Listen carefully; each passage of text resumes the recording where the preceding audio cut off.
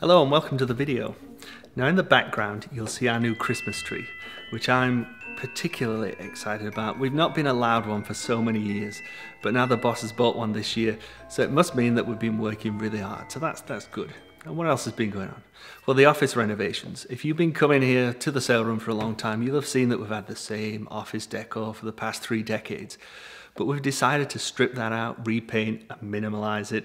And I think it looks really nice, but there's been one space in particular below the TV where we put the live sale, which has looked a little bit sparse, and we thought we really must get something for that area. So Dad and I went to Ikea, of all places, to get a sideboard for that area. And I know what you're thinking, we're huge traders, we're antiques auctioneers, we shouldn't be setting foot in a place like that. But we're dealing with antiques every day here, there's antiques everywhere you look. So I think the juxtaposition in the office works really well. See what you think.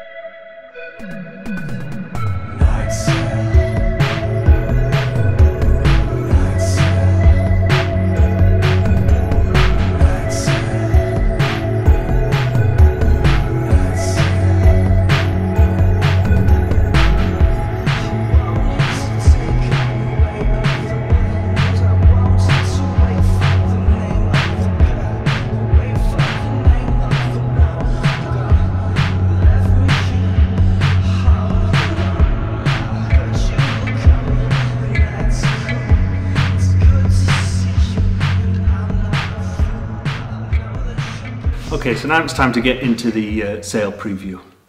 Now, if you've been with this channel from the start, or if you've gone back and you've watched all the videos, firstly, thank you very much. Your support in this channel is really appreciated. It's something I love doing, I really enjoy doing it. I like the good feedback, and I like that the subscriber count is growing. That's a really great thing. But you'll have probably learned that I'm quite interested in milestones. I like reaching milestones, and this video, this preview, is for the antique and interior sale. Now the first video we ever did, that also was an antique and interior sale, the last one. So we've come full circle. We did an antique and interior sale, went through all those general sales, and now we're back to square one with the antique and interiors again.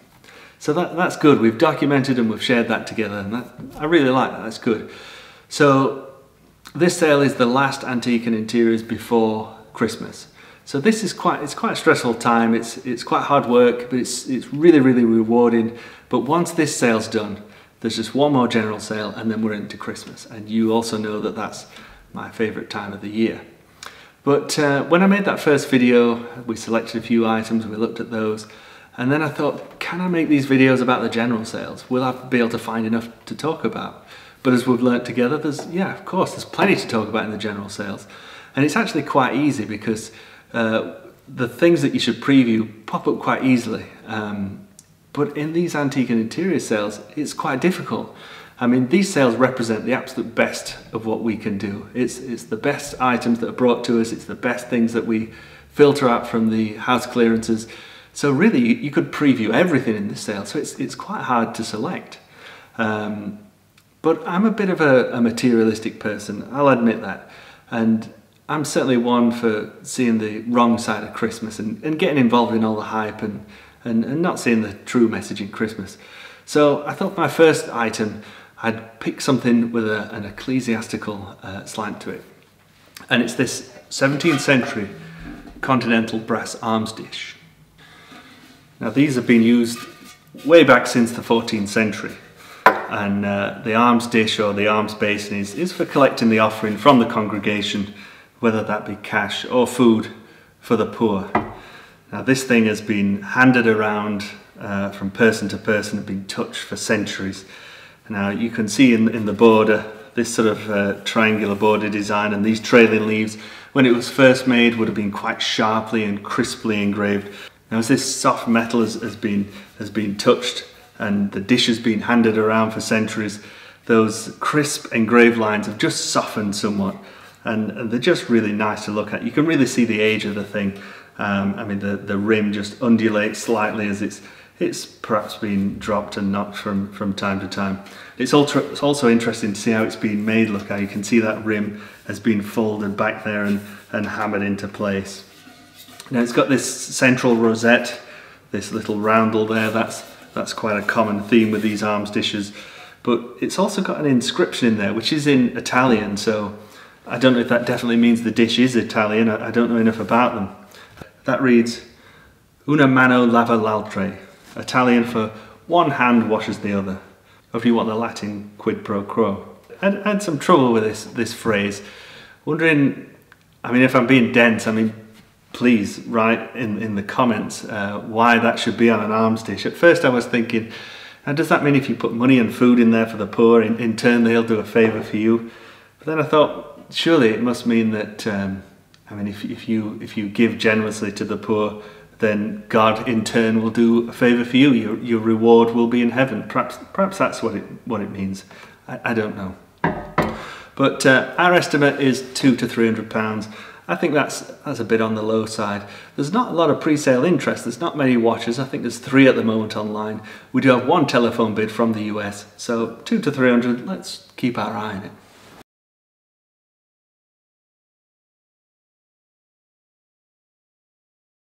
My next pick is for a piece of taxidermy.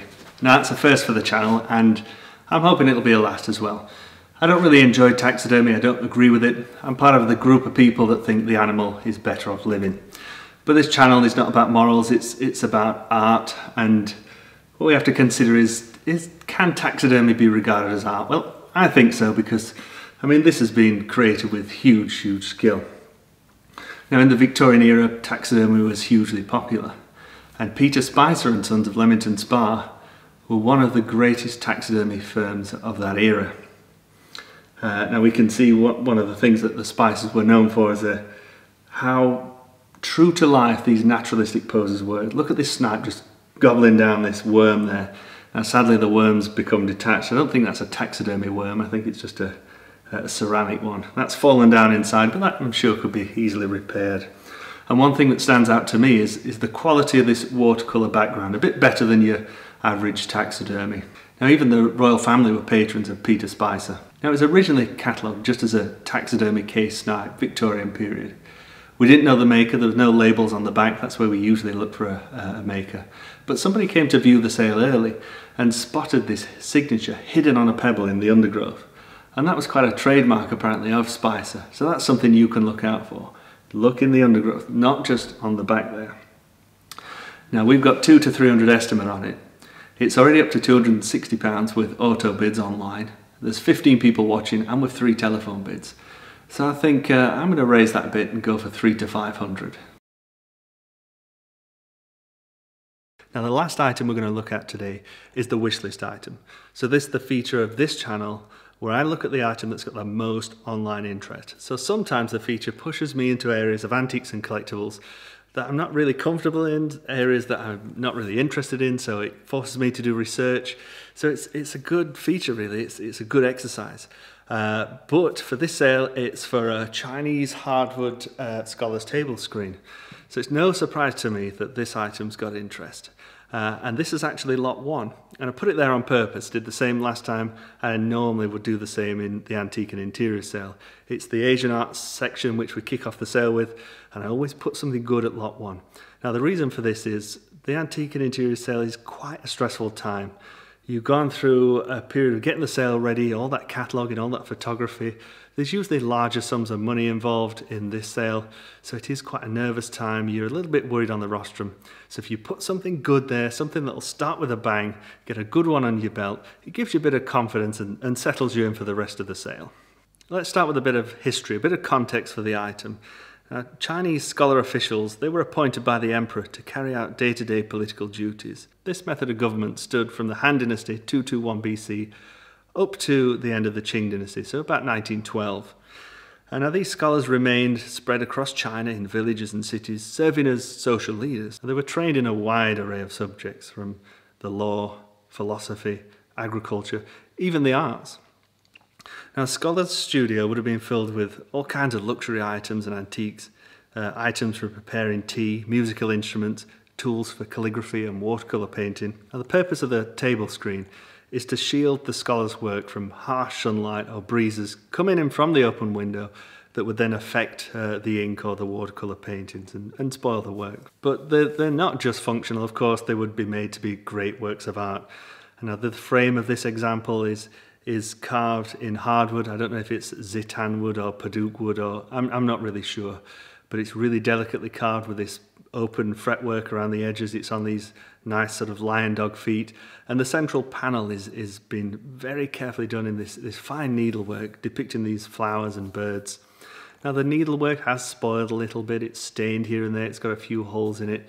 But on the whole, it's not too bad. It's still a very nice item to look at. I don't really know where these table screens end up. I just presume they go somewhere on a nice side table and they're nice to look at. Now, this screen is from the late Qing Dynasty. I think it's around 1880 to about 1910.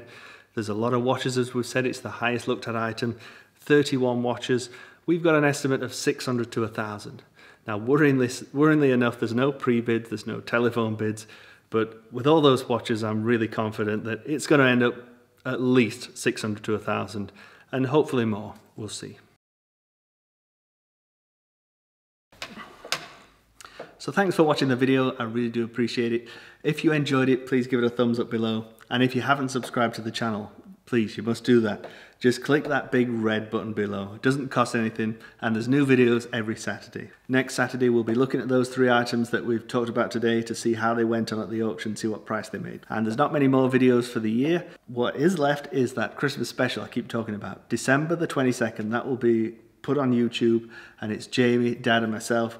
We've all bought something. We've challenged each other to make money by selling at auction, and all the money goes to charity. I'm going to link the 2 charities below as well to our Just Giving pages for those, so please go and donate as little or as much as you would like. Help us raise money for those good causes. And yeah, so I'll see you next Saturday. Have a really great week.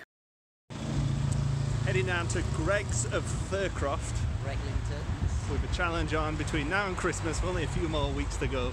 Who can smash in the most festive bakes? It's between Luke, Matthew, Jamie and myself. Who's going to win, boys? Without a doubt, Luke.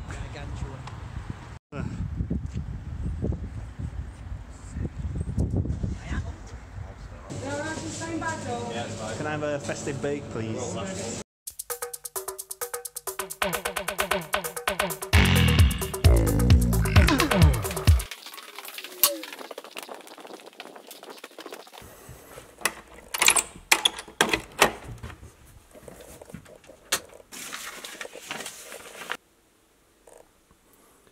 Oh my God, Luke, you animal.